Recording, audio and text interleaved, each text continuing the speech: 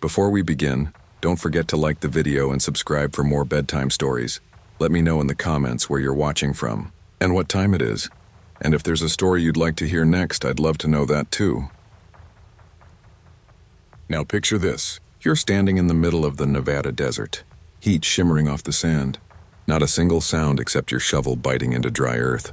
You've been digging for hours, 6 feet deep, sweat stinging your eyes. Then suddenly the ground stops feeling like earth. You look closer and realize the wall of the grave isn't just dirt anymore. It's skin.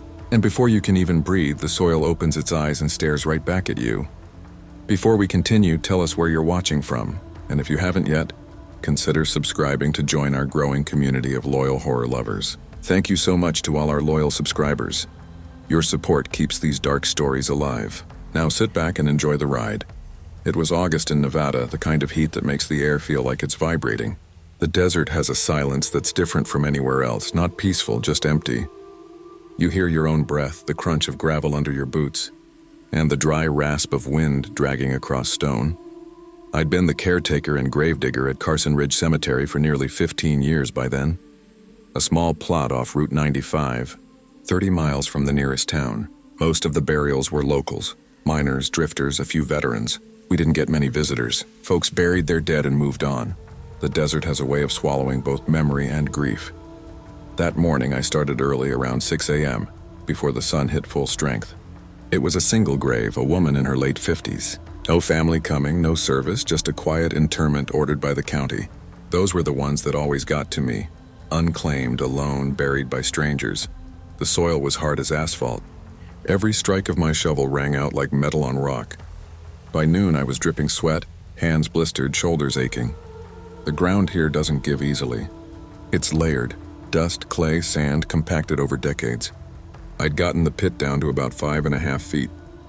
When I climbed in to smooth the sides, that's when I noticed it. The north wall of the grave had a shadow on it, a darker patch of earth that seemed to have a shape. At first I thought it was just moisture or mineral stain, but when I leaned closer I saw contours. A forehead, a nose, cheekbones, then the mouth and eyes. It wasn't carved. It wasn't fossilized. It looked like something had been pressed from the other side, like a person had pushed their face into soft mud, and then it had hardened that way. I froze. My first thought was that I'd uncovered some kind of buried mannequin. Maybe kids had tossed one in years ago. But then it moved. The eyelids fluttered slowly. The pupils shifted like they were adjusting to the light. I felt a sharp pulse of fear shoot through me, the kind that hits the back of your neck and spreads down your spine. The air inside the grave felt colder, even though the sun was baking everything above. I dropped my trowel. It hit the dirt beside my boot with a soft thud. The sound echoed too long. The eyes were watching me now. I swear to God they were following my every breath. The lips parted and a thin line of dust trickled from the corner of the mouth. No sound came out, but they formed words, over and over. I leaned in, trying to make it out. The voice, if you could call it that, was more like a vibration. The soil trembled, and through that tremor I caught 3 words. Don't bury me. Every instinct screamed at me to get out, but my body wouldn't move. The dirt around the face began to shift, the skin-like texture collapsing inward.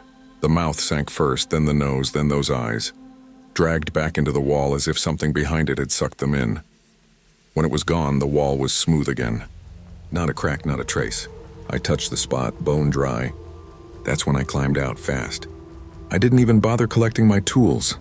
I just stood there beside the pit, staring down, chest heaving, the shovel handle shaking in my hand. I waited a full hour before I filled it in. Every time the dirt fell, I felt the vibration again, faint like something shifting below. That night I couldn't sleep. I kept thinking about that face, the detail of it, the way it blinked. I even thought about driving back, convincing myself it was heat stroke or fatigue, but I didn't. I've seen sun mirages before. This wasn't that. The next day, the burial went ahead as planned. A county hearse brought the casket, plain pine box, unvarnished. No mourners, no priest, just me, the sheriff, and the heat. We lowered her in. I tried to keep my hand steady, but I couldn't shake the feeling that something beneath us was waiting. When I started to shovel dirt back over the casket, I felt the ground shift. Barely, just enough to notice. The sheriff noticed too. He looked at me, eyebrows raised. I told him it was probably settling, but in the corner of my eye I saw the same section of soil where the face had been before, and for the briefest moment I saw it again. A faint outline, a mouth, a closed pair of eyes, then gone. After we finished, I quit early, told the foreman I wasn't feeling well. On my way home, I stopped by the diner off Highway 50. An old rancher was sitting there, and when I told him where I worked, he nodded slow and said something that stuck with me. You ever notice how that ground never keeps still out there? That's because it ain't just dirt. It's memory. Everything buried in that place stays awake. I didn't go back to Carson Ridge for almost a month. When I did, I found the grave again, half covered in desert sand. The headstone had shifted forward a few inches, like the earth had tried to swallow it. I fixed it, tamped it down, said a quiet prayer, even though I'm not much of a churchman. Before I left, I knelt and brushed the surface of the soil with my glove. The dirt was warm from the sun, but beneath it, just beneath, it was cool, soft, almost like skin. That was the last grave I ever dug in Nevada.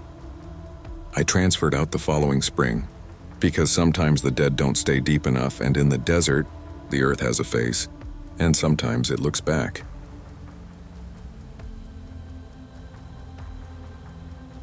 Now imagine standing alone in a dark cemetery and seeing a lantern drift through the fog, no hand holding it, no wind moving it, just floating toward an open grave. I've spent enough nights among the dead to know when something doesn't belong. But that night in Idaho, the night I saw the lantern float, wasn't like anything I'd ever known. It was early spring of 1996, the kind of cold that seeps up from the ground rather than down from the air. The cemetery sat on the outskirts of Coeur d'Alene, small and old, half the graves so worn you couldn't read the names anymore.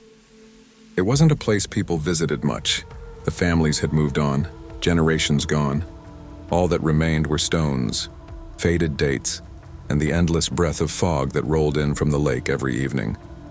I was there for a reburial job, moving an old coffin to a family plot across town. Bureaucratic mix-up, county order, nothing unusual. My crew and I worked through the afternoon, set the equipment aside, and planned to return in the morning to finish. But I stayed a little longer after dark. Something about that place made me uneasy. The way the fog would roll in fast and hang low, like it didn't want to leave. Around 9 p.m., the generator had gone cold and the rest of the crew had already left. I was locking up the tool shed when I noticed it, a soft glow weaving between the headstones about 50 yards off. Not bright enough to be headlights, not flickering like a flashlight, just drifting. At first, I figured someone had left a grave lantern burning, a remembrance candle maybe, or one of those solar lights families sometimes leave behind. But this one moved. It swayed low as if being carried by an unseen hand. Curiosity got the better of me. I grabbed my coat, took my flashlight, and started walking toward it. Every few steps, the beam of my flashlight would catch glimpses of that glow slipping between the stones. Warm orange light, steady, smooth, like a flame trapped inside glass. There was no wind, no footsteps but mine. Just that faint pulsing glow ahead, hovering chest high, then sinking lower until it seemed to skim the ground. When I got within 30 feet, the light stopped moving. I cut my flashlight to see it better. The cemetery went black except for that single floating glow. Then slowly it lifted up from the ground, past the height of the markers, until it hovered right above the open grave we'd left half dug earlier that day. It just hung there, perfectly still, like someone was holding it steady from beneath the soil, and then it blinked out, not faded, not drifted away, just gone. The dark that followed felt heavier, like the air itself had collapsed in on me. I turned my light back on, but the beam looked weak, swallowed by the fog. The grave was empty. No tools, no sign of anyone else around. But the soil at the edge shimmered faintly, wet when it should have been dry. Something made me step closer. I leaned over, shining the light into the hole. The bottom looked undisturbed, until I saw it. A faint orange flicker deep in the dirt, not fire, not reflection. It looked like the glow was inside the soil itself, pulsing slow, like a heartbeat buried under the earth. Then the light moved, just a shimmer at first, then a slow crawl along the inner wall of the grave, tracing upward toward me. I stumbled back, nearly fell into another headstone. By the time I steadied the flashlight again, the glow had vanished completely. The silence that followed was absolute. No insects, no wind, just the distant creak of the gate as the night air shifted. I packed up and left without looking back. But when I reached the truck and shut the door, the windshield fogged instantly from the inside. And there, drawn in the condensation, were 2 words traced by a fingertip. Not done. My stomach dropped. I wiped the glass, started the engine, and drove straight home. The next morning, when I returned with the crew, I told them the generator must have sparked something, an electrical flare, maybe a gas reflection. They didn't question it, but I noticed something they didn't. Right at the edge of the grave, on the fresh pile of dirt, sat a small glass lantern. Cracked old, its handle missing. Inside, the wick was burnt to ash, and carved faintly into the metal base, almost worn away by time, was a name. The same name etched into the headstone beside the open grave. I didn't say a word. That night I went home early and sat on my porch, trying to make sense of it. But the longer I thought about that glow, the more I realized it hadn't just been light, it had been watching. The way it moved, the way it stopped above the grave, it wasn't random. It felt like someone looking back at me from the dark. A week passed, then another. One night, close to midnight, I got a call from the night watchman at the cemetery, a local who handled rounds when we weren't there. His voice was shaky. He said he saw a lamp walking the yard. I asked him what he meant. He said it was floating, weaving through the headstones near row B, the same row where that reburial had been. When I got there, the fog was so thick it felt like walking through cotton. The ground was slick, the air smelled faintly of ash. I shone my flashlight and saw nothing. But when I turned it off, there it was again, far off, that warm orange pulse, drifting between the stones. It moved slower this time. As if struggling, I followed, heart hammering, until the glow stopped in front of a headstone, the same name. It hovered there for maybe 10 seconds, then dimmed, until it was nothing but a faint ember in the mist. Then, just as the fog shifted, I saw movement behind the stone, a hand, pale and dirt-covered, pressing out of the soil for a single heartbeat before collapsing back in. I screamed. I don't remember running, but I must have. The next thing I knew, I was outside the gates, the lantern gone, my flashlight shaking in my hand. After that night, I refused to work past sunset. A month later, when we finally completed the transfer of the old coffin, I insisted on overseeing the exhumation in daylight. The casket was pulled up without incident, but when the lid opened, the inside was dry and empty. No body, just a lantern, old, rusted, and wrapped in white cloth. The county filed it away as an administrative error, though no one could explain why the coffin weighed the same as when it was buried, or how a missing person's name appeared on both the lantern and the headstone. Since that night, I've seen lights in cemeteries before, candles, flashlights, tricks of the fog, but never one that moved like that. Never one that seemed to breathe, because what I saw in Idaho wasn't a flame. It wasn't a trick of light or gas or fog. It was something waiting to be remembered, and it found its way back to the light.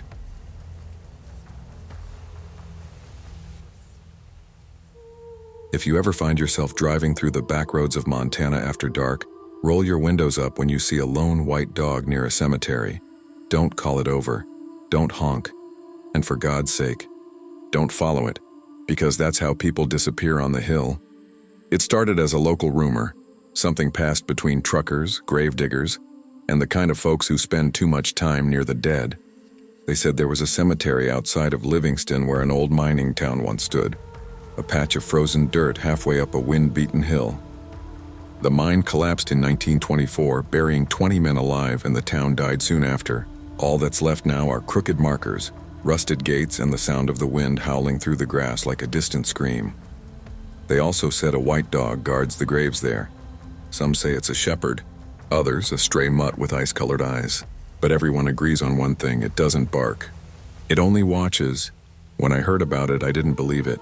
I'd been doing grave maintenance jobs across the state, restoring old plots, trimming weeds, cleaning stones for county records. That winter, a local contractor offered me a job fixing the fence around the Old Hill Cemetery. Easy money, remote location, no witnesses, no noise complaints. The road to the cemetery was a twisting nightmare. 2 miles of dirt barely wide enough for my truck, lined with dead pine and snowdrifts as tall as a man. By the time I got there, it was late afternoon and the sun was a pale coin behind the clouds. The place looked abandoned, 30, maybe 40 headstones scattered unevenly across the slope. Most were tilted, names carved so faint you could barely read them. The gate hung by one hinge, the fence torn open in several spots. As I was unloading my tools, I heard it, a single crunch of snow behind me. When I turned, I saw it for the first time, the dog. It stood at the far edge of the cemetery, half in shadow, half in the gray light. Its fur was pure white, the kind that almost glowed against the snow.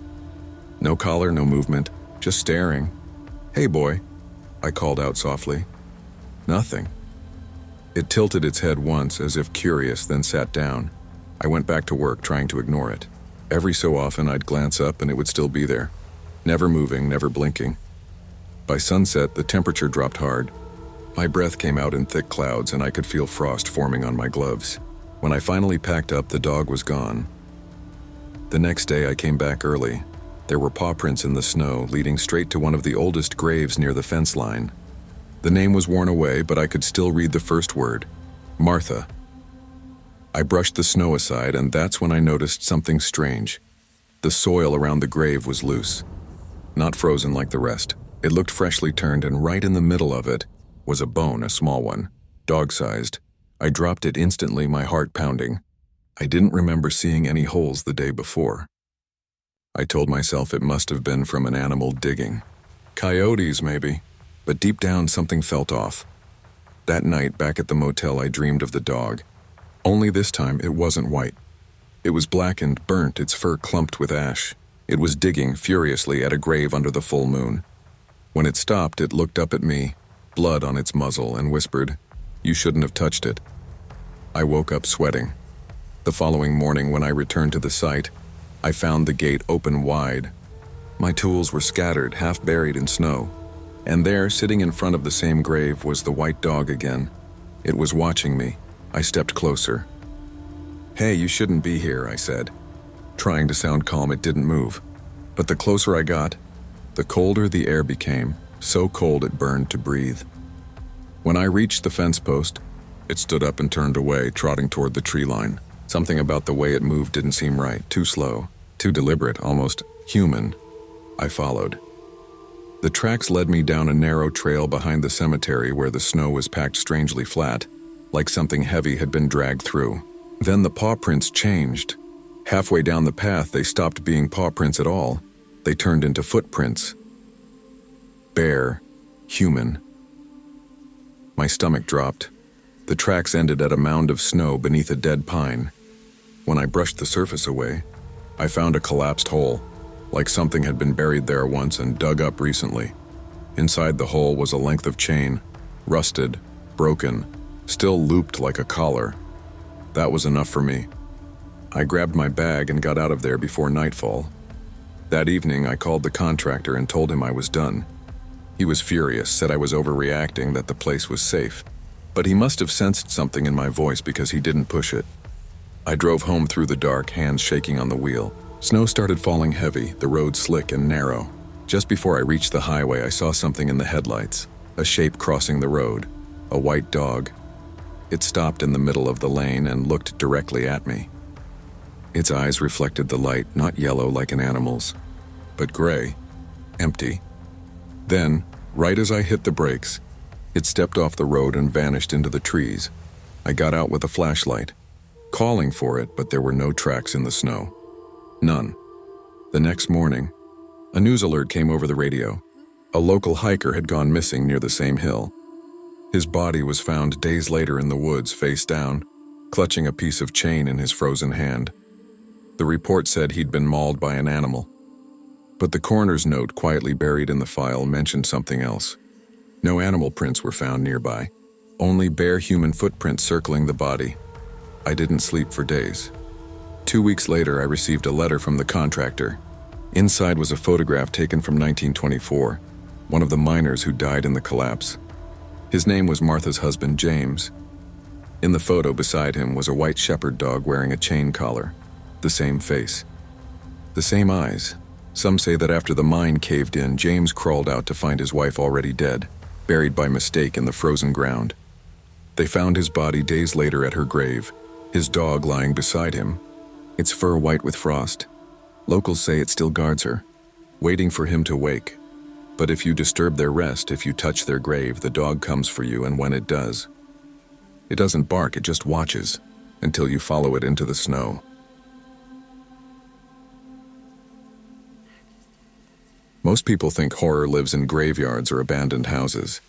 But if you've ever worked in a funeral home, you know the worst things are hidden below the chapel, behind locked doors and humming compressors. That's where I worked for 5 years, and that's where the freezer waited. I got the job at a small funeral home outside of Bowling Green, Kentucky. It was old, family-owned for generations, with that stale scent of lilies and disinfectant that clung to your clothes long after you went home. I was 28, new to the business, and proud of my ability to stomach what others couldn't. The basement was my territory, embalming room, storage, prep tables, and at the far end, behind a steel door with 2 locks, was the cold room. We kept overflow bodies there, zipped tight in bags on metal racks. Most nights it was silent except for the hum of the compressors and the occasional crackle of old pipes. But one night, in late October, something changed. We'd gotten an emergency delivery. A body from a wreck on I-65, a young man, mid-20s, ID still in his wallet. The coroner called it a closed case, just another traffic death. But the body arrived strangely fast. No paperwork, no escort, just a driver who left it and sped off without a word. I remember unzipping the bag for the first time. His eyes were still open. They all looked surprised, but not like this. His face was twisted, almost like he'd seen something before he died. When I slid the gurney into the freezer, the air felt wrong. Too still, too heavy. I shut the door and double-locked it like always. But as I turned to leave, I heard it. A faint knock from inside. I froze. The compressor rumbled, and I told myself it was just the pipes. But the knock came again, 2 sharp taps, slow and deliberate. I didn't check. I just left. The next morning, I asked my boss, Mr. Carver, if anyone else had been working down there after hours. He frowned. "Nobody goes in there at night, son. The locks are for a reason." I laughed it off, but the way he said it stuck with me. That evening, I stayed late to finish paperwork. Around 10:30 p.m., I heard the compressor shut off for a moment, a rare thing since it usually ran continuously. The sudden silence made the building feel hollow. Then, from downstairs came that same sound again. Knock, knock, knock, 3 this time. I grabbed my flashlight and went down the basement stairs. The air was cold enough to sting my throat. I could see my breath. Every light was off except the dim yellow bulb above the freezer door. The sound came again, louder. Inside. "Hello?" I said, instantly regretting it. No response. Then the metal handle twitched. Just slightly, like someone testing it from the other side. I stepped back. My mind raced. Could the new guy have locked himself in? Was there a body delivery I hadn't logged? I fished for my keys, hands trembling, and unlocked the top latch. Before I could open the second one, something scraped along the inside, slow dragging. Metal on metal. I froze again, then a voice, muffled through the door, whispered, "Let me out. It's so cold." Every hair on my body stood up. It didn't sound quite human, too breathy, too broken. I ran upstairs and called Carver. He answered groggily, but the second I told him, he went silent. Then he said quietly, "You didn't open the door, did you?" "No." "Good, leave it locked. I'll be there in the morning." He hung up before I could ask anything else. That night, I didn't sleep. Every time I closed my eyes, I heard that voice again. Soft, pleading, echoing in my head. "Let me out." When Carver arrived at dawn, he looked pale. He carried an old keychain I'd never seen before. Heavy, rusted, with numbers etched into each key. He didn't say a word as he unlocked the door and went inside. I followed him halfway, the air colder than ever. Frost coated the racks, the walls, even the floor. But the worst part was the back corner. Where the newest body should have been, it wasn't there. The bag was open, empty. Carver swore under his breath, then closed the door and locked both latches. When he turned to me, his face looked decades older. "That body wasn't supposed to come here," he said. "It was from the old Franklin fire, the one they found 3 months later in the woods. You remember?" I did, everyone did. The fire that burned a farmhouse to ash, leaving only one charred skeleton inside. Except according to Carver, this wasn't the first time that same body had been delivered. "Every few years," he said, voice low, "someone finds it again. In a ditch, in a barn, frozen solid. No matter how many times we bury it, it comes back. I thought he was joking until I saw the records. Faded entries from the 70s, 80s, even 2001, all the same name. Elliot Granger. Cause of death, thermal injuries. That night I stayed late again, partly out of fear, partly out of curiosity. At 11 Q, the compressor cut off. The hum died. The air grew still. Then came the knocking. I didn't move. Didn't breathe. After a few moments, something slid under the freezer door, a strip of paper stained with frost. I bent down slowly, heart pounding. It was a funeral tag, the kind we attached to corpses before burial, and on it, written in faint black ink, was my name. I bolted out of that basement and didn't return for days. When I finally did, Carver was gone. The locks had been changed. The freezer door was welded shut. The funeral home still operates today under new management. But every winter, when the temperature drops low enough, locals swear they can hear knocking echoing from the basement. 3 soft taps over and over, until dawn. No one ever goes down there after midnight, because if you listen too long, you'll hear the whisper behind the door. Let me out. It's so cold.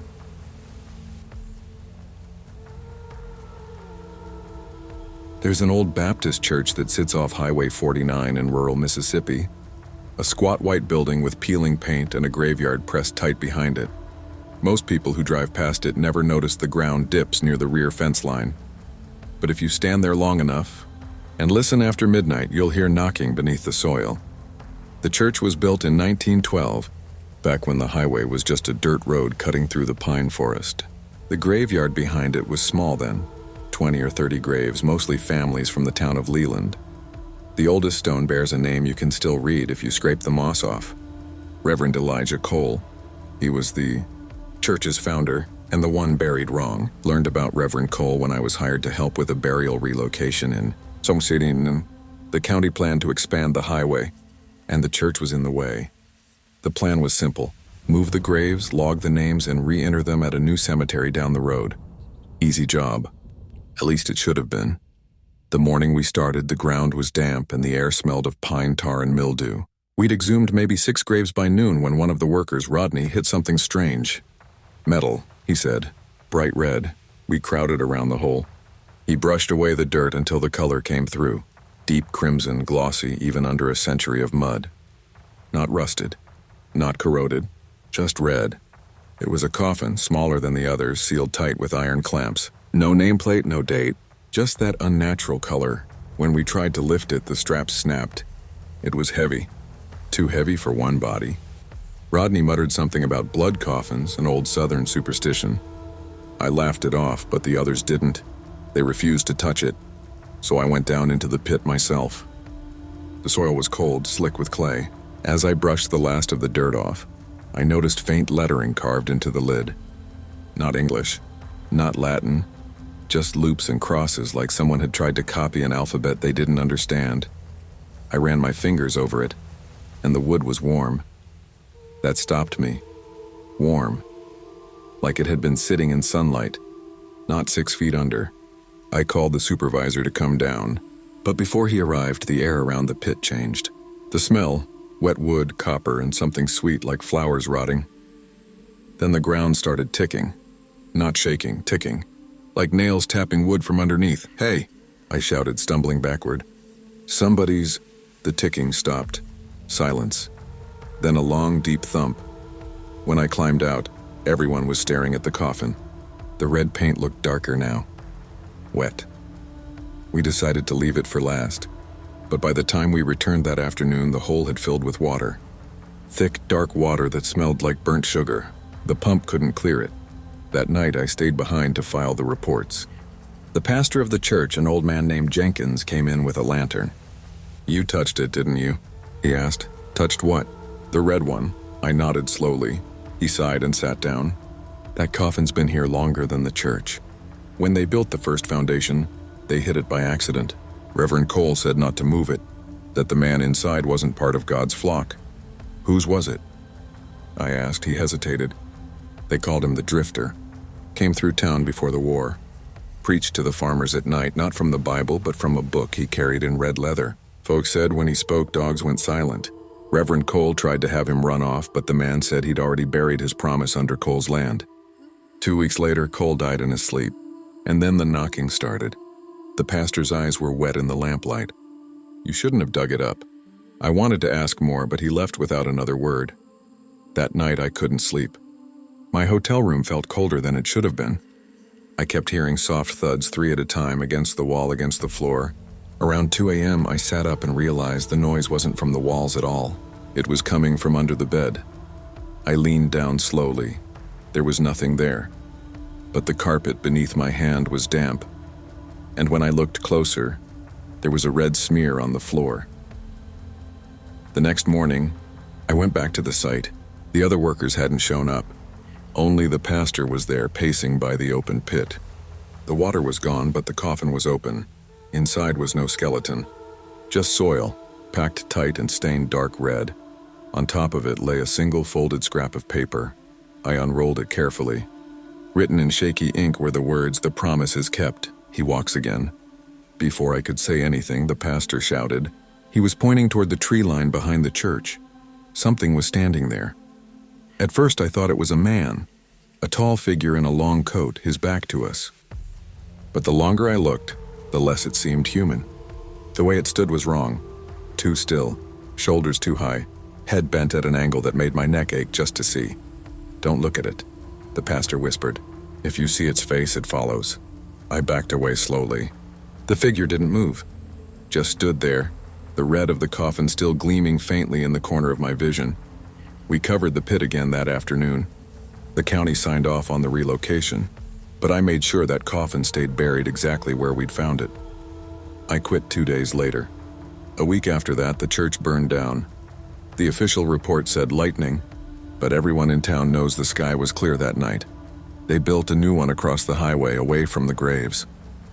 But if you go to the old site and stand by the fence line after midnight, you'll still see the ground sink just a little.